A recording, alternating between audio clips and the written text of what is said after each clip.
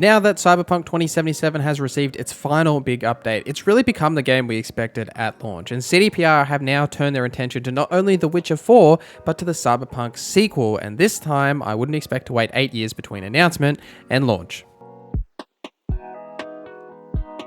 Let me know in the comments what you'd like to see from the Cyberpunk sequel. So in 2022, CDPR first announced Orion as the code name for the next Cyberpunk game, which will take place in the Cyberpunk franchise and further and continue harnessing the potential of this dark future universe. Since then, we've gotten some pretty sparse details about what this will be, and as Phantom Liberty is now wrapped up as well as Update 2.1, we've started to learn a little bit more about the state of this upcoming sequel, such as the fact that it's in early development, as Adam Badowski stated that this project is on the conceptual design level right now and is going to be designed by a team of veterans who were responsible for designing Cyberpunk 2077 and designing Phantom Liberty. There is also two big shifts in the way that Cyberpunk 2, or whatever it's going to be called, is being developed. The first is that the development won't be primarily in Poland like other CDPR games. Instead, a US-based studio, primarily in Boston but also in Vancouver,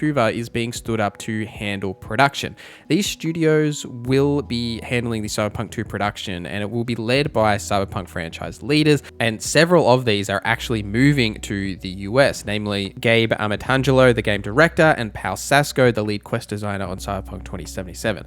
The second is a shift in the engine from their own Red Engine to Unreal Engine 5, which is a little sad to say, like whether this is a good or a bad thing right now we don't know, but Red Engine was used to develop some of my favorite games, being Cyberpunk 2077 and The Witcher 2 and 3, and the reason that this is worth calling out is that with Cyberpunk 2077's development, they were actually updating the Red Engine parallel to developing Cyberpunk 2077 to accommodate for the features they wanted to include in the game. And this obviously led to an extended time frame, and we've seen how it's shaped out at launch and how the game is now, and they've also used this engine to implement a number of NVIDIA's tech, like with the ray reconstruction and all of that good stuff. It's really become a demo for graphical fidelity, and I am just some YouTube smug, so the intricacies of how engines and everything work, like I have no idea. We'll have to really wait and see, but Gabe has said that the switch from Red Engine to Unreal Engine 5 isn't starting from scratch, but overall though, it is a shame to see the end of Red Engine. Like they did make some incredible products with this engine, and switching away from it to a very common engine, which is probably a good thing in terms of hiring developers, because people often have experience with the Unreal Engine 5 compared to their own proprietary engine being Red Engine.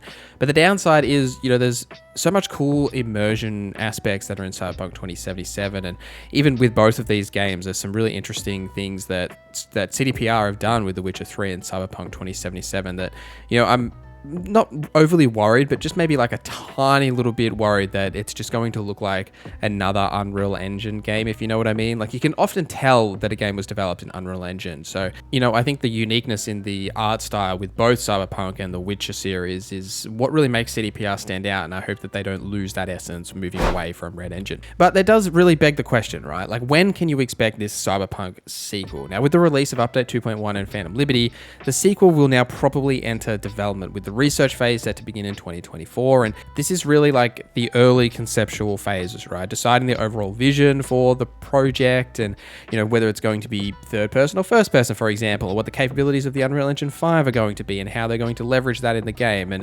it's going to be a while away still, and I would expect that being on a new engine, that this phase might be a little bit longer, because they're really learning the engine and what they're going to do and what the essence of the game is going to be. Plus, being a new studio, they're going to have to go through a major hiring phase, except that process will be a little bit easier as they're not using their proprietary engine. But, there's a lot to really think about here. And there was a 5-year gap between the release of The Witcher 3 and Cyberpunk 2077, which The Witcher 3 Blood and Wine actually released in 2016. So some of those developers would have then moved over to that product. Now, with not only the engine shift, but the brand new studio being stood up for Cyberpunk 2, and CDPR's focus on The Witcher 4 as their next big title, like we have seen with their Q3 earnings call, they have over 300 developers already on The Witcher 4, and with more to transition to that with the sunsetting of Cyberpunk 2077 and Phantom Liberty, especially now as we come into 2024 and people return from holidays. That I imagine as the studio will be what they're really focusing on, that shift is to The Witcher 4, which will be their next title, like starting off that new new Witcher saga. Whatever it ends up being called, it's probably not going to be called The Witcher 4. I suspect it'll be, you know, The Witcher : something a little bit like Cyberpunk 2077. It'll have that sort of naming convention, I suspect, unless they're going to go The Witcher 4 and just go that route, 4, 5, and 6. And, you know, personally, my hope is they move away from Geralt and do something a little bit new. I'd love to actually create my own Witcher and pick a school, something like that, right? But we're ages away from seeing what that is, a bit sooner than we are seeing what Cyberpunk 2 is going to be. But I also wouldn't expect to see anything really concrete for Cyberpunk 2 for at least, you know, let's say 3 years, potentially 4 to 5, depending on how long that hiring phase goes for. But the positive about CDPR in terms of knowing what they're actually working on and how things are going is because they are a publicly traded company, we get these earnings calls where they give slight updates on products, like, you know, mentioning the Q3 earnings, how we can see that a lot of the devs are working on The Witcher 4. You know, we know what they're actually doing and how things are roughly sort of going to some degree, which in my mind is a positive in the way that to some degree we know what they're actually working on and how things are roughly going, like that things are progressing, which is often more than, you know, we can expect from most other studios, in the fact that, you know, there are studios out there that we just won't hear anything from for 2, 3, 4 years, and then out of nowhere it's boom, here comes, you know, the next thing. And just personally, sometimes I like to just know what's going on, right? Like, if people still exist, you know, it's good to know that these studios are actually working on something, which obviously they are, and if you don't hear anything, but sometimes it's just good to have a bit of an understanding about what to expect in the future. But what happens now to Cyberpunk 2077? It's sad to say that it's essentially like complete now and won't be supported by CDPR anymore, and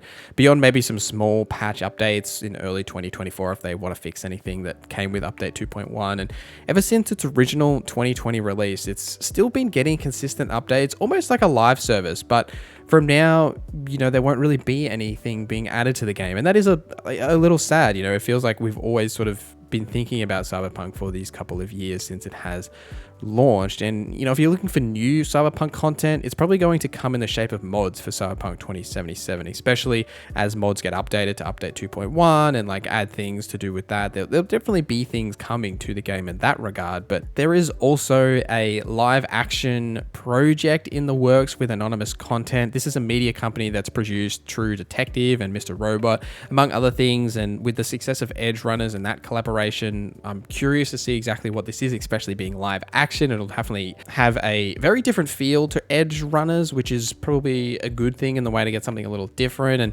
you know, as we saw with Edge Runners, it did massively boost the sales and the overall player count for the Cyberpunk 2077, assumedly being that the only Cyberpunk game to play when this live action project comes out will be Cyberpunk 2077. One could assume that the similar thing will happen here. So I wonder if CDPR will do like a small update, add some nods to the live action content, some Easter eggs, that sort of thing, very similar to what they did with Edge Runners, and also very similar to what they did with The Witcher 3, right? CDPR aren't like shy of updating their old games to add these things, right? We got the Netflix armor in The Witcher 3, and, you know, there's no reason why, if they're going to do this, that they may actually add a couple of just little things into Cyberpunk 2077. So we may actually see something there. And I also do actually wonder if CDPR will look to do like a minor graphical updates to Cyberpunk 2077 when the rumored PS5 Pro comes out, or if Xbox do a refresh as well, just to inject a little bit more life into the game, right? You know, as I already mentioned, on PC, it's an absolute, you know, graphical showcase.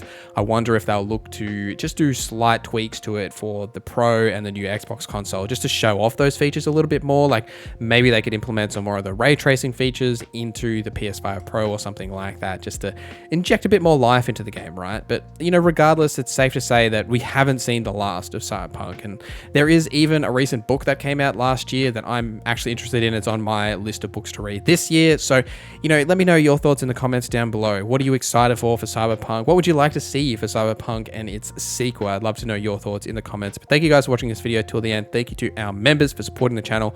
My name is Norza, and I hope you have a great day.